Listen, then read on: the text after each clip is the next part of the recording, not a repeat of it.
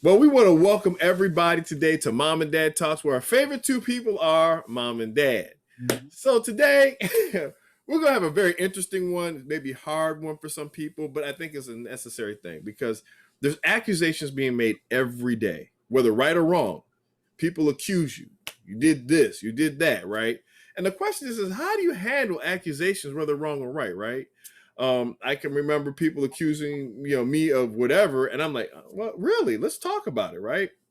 And I'm like, calm about it. Todd, how can you be calm about it? They just accuse you of something. I was like, but if it's wrong, in my younger days, I used to get upset, like, man, I can't believe they're doing this. But always like, you know what? But I didn't do it. So, what's the deal? And you have a lot of this going around today where people are basically accusing people, right, of stuff, especially today's date. You get all kinds of accusations and stuff. So, and when you're right, how do you handle it? So starting off with you, Dad, how do you handle when people make false accusations? This is where I believe that the Bible helps me out. Trust in the Lord with all thine heart. That's where it takes a great deal of trust. For instance, when we were remodeling our house, people were asking questions, how can teachers afford houses like this? And, I didn't get upset with it. I just went ahead and did, what I was going to do, turn it over to Jesus and let Jesus protect me. Yeah. Let God protect me. And everything went perfectly. I don't know, you just can't get off track. Accuse you of something to get you off track. They accuse you. Well, that's an accusation. I remember as I guess I was in grade school. A little girl, let's see, the principal called me into the office and accused me of stealing some money. I said, stealing money? When and why? Yeah. And he went through and said, well, you were playing in this area and some money was missing, and they thought that I took the money. And I said, no, I didn't take the money. And I just kept saying no. And finally, the young lady who happened to be white, she came up and she said, well, I took the money. And there was, after she confessed, they didn't question her anymore. So, okay, now you can go. And that was the end of it. Yeah. So it was an accusation. I assume I was accused because I was a young black boy. Yeah, easy target.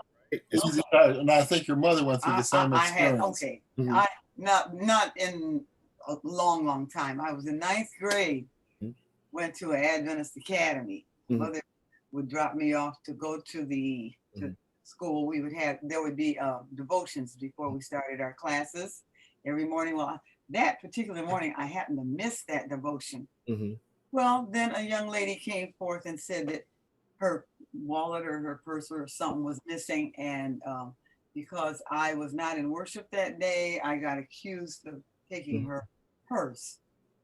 And of course, that didn't set too well with me because I knew I didn't have anybody's purse. And so when you're accused and you are innocent of the accusation, it's hard to, it really is hard to get over the fact that, somebody actually would accuse me of stealing and I wouldn't steal from anybody. So I'm saying that it hurts when you are falsely accused. However, guess what? The young lady found her purse and everything was in it. And, so I look at that to say, in this life, we're going to be accused of something that we're innocent in, that we didn't do. So we just have to move on and go on from there. And that's a great point. You have a lot of people who accuse, unfortunately being minorities, there's accusations already on us when you walk into a place, and we're so used to, we don't think they're accusations, but they are. Oh, you're not smart enough, or you're not this enough, right? Or, what, tell me a joke, all those are accusations on assuming something without knowing somebody first. Like, we automatically assume. I remember, Todd, you weren't raised without a father. But my father and mother have been married over 50 years. That's all I know. but it's automatically assuming those are kind of accusations without meriting on the character or what's happening. And being African American, especially in here, you got to be careful, right? You try to do all the things are right, but you still get accused of things from the cops, from the workplace, and all that other stuff. And it's something that you have to maintain your integrity. And unfortunately, we live in a day and age where accusations are considered true until proven otherwise. And what's funny is that I was reading an article about the Staten Island. Staten Island's getting mad at New Yorkers saying that, well, they're changing the stuff because, they're saying the COVID cases are jumping high. They're making up numbers because, they're assuming that we're Trump followers and stuff. Well, what's funny about that, you have a lot of black neighborhoods getting accused of being violent all the time. Right. And there's neighborhoods that, okay, I can go in there and there's nothing going on. Right. I've seen some bad neighborhoods, but then I know what bad neighborhoods look like. Right.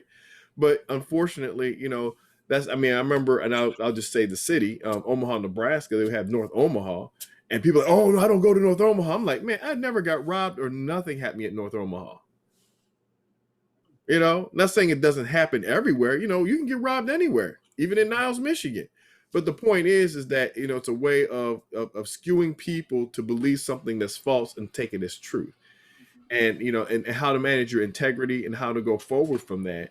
And there's different ways. I'm not saying which way is wrong or right. Some people will fight it all the way and whatever. And even if they're wrong, and some people won't say anything and they're right. It's just a matter of how you feel comfortable and led of the Spirit, in my opinion, if you are led of God. But, I think it's very, very important that you maintain your character. Right. And any accusations, it's your character that you're worried about, your reputation. Some people, they don't care. I get the money, I win, that's them, right? But people, we're profit man to gain the whole world and lose his own soul, right? And so I think it's a great discussion for people today to understand that, this accusation is being made every day, whether by you.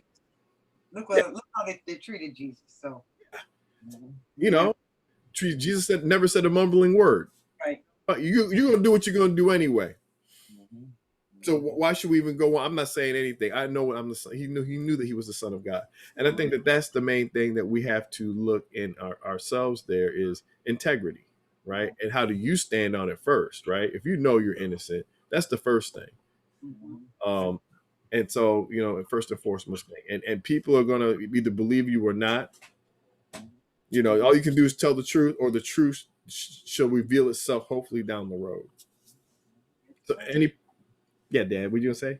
I was gonna say, and in our criminal justice system, we found so many black men that were accused of crimes they never committed, and they spent 10, 20, 30 years in prison, only to be exonerated because of DNA testing. Yeah, and that's a real situation that a lot of our young black men and older black men each and every day.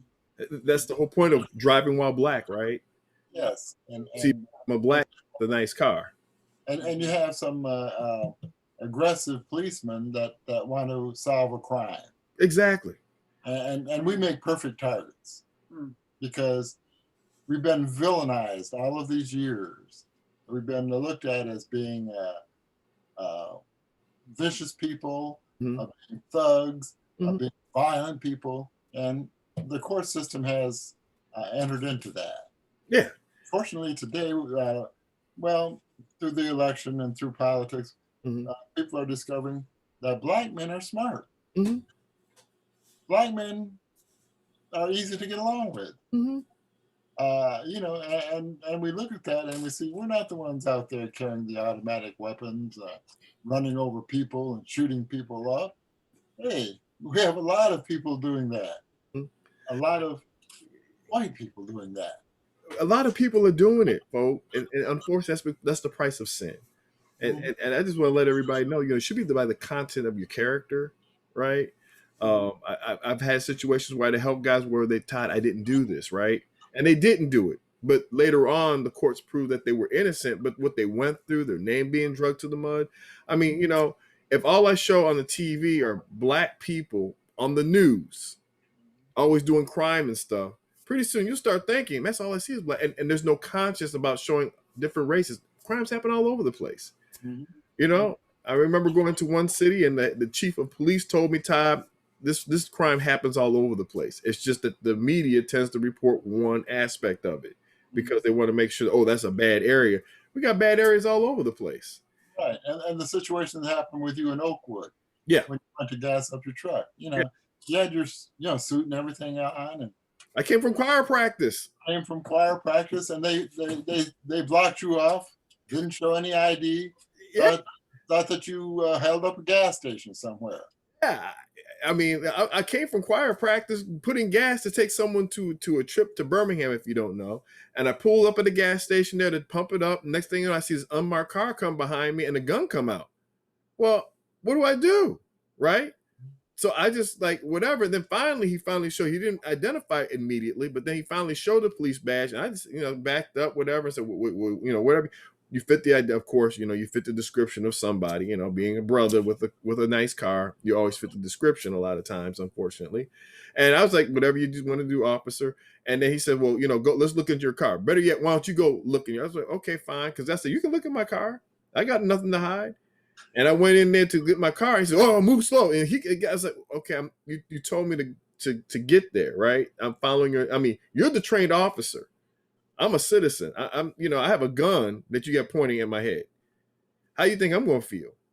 And from that experience, I realized that what, we got to make things better, right? We got to make things fair and show that there's people of all kinds, whatever, and we got to get rid of this thing called racism. I'm not expecting to totally nullify because you got people that this is what they believe, right?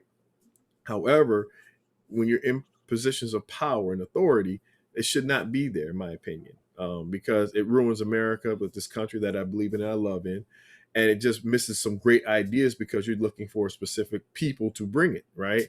So, that's the reason why I mean, like I said, we love officers. I have officers on here all the time. I support my officers. But at the same time, too, we, like anybody else, you have bad people, and no matter what color, no nationality or places, you also have those things, but we got to make sure it's not tolerated. When you tolerate that kind of practice, it turns into something else. So, wow. Any parting thoughts before we get off of Mom and Dad Talks today? No. And unfortunately, we have been profiled for a long time. And even though it's illegal, we still are profiled. Everybody's thrown in the same bag. Yeah. I'm considered violent.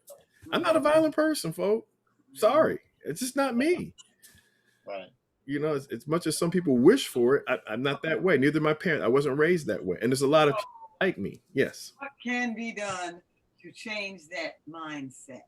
Well, I think stuff like this, how I was raised, showing people that we do have families that do the right thing, right? That's the only way you can change it, is by trying to show something better, something different, right? When Christ walked this earth, he was trying to show something different because they had a miscue of God, of what they thought of. He's like, no, my father's not like that. My father's not mean, folk. My father's nice and kind. He wants to bless you. He wants to look out for you. That's what he represented God the Father. And they killed him for it because he was a threat. Because you know what? No. God must not be like that. He must not, and think about it. God must not be like that. He got killed for representing God's character. God's character is love, folks. Yes, that's right. God is love. And we love you. We love everybody. We even love the people that don't love us, right? So, I hope that you love somebody today. I think that's the main thing. Just love somebody, whether it's your kids, someone from different, right? Pray about it, folks. But, we can make a difference by, number one, just showing God's character and love. Mm-hmm. That's where I was raised. That's what you all taught me. I love all people. All right. We love you. And so we love you too. So anyway, well, that'll be all today for Mom and Dad Talks, because I got to speak at another event. But until next time, walk in the favor of God. We love you. Have a blessed day. Bye.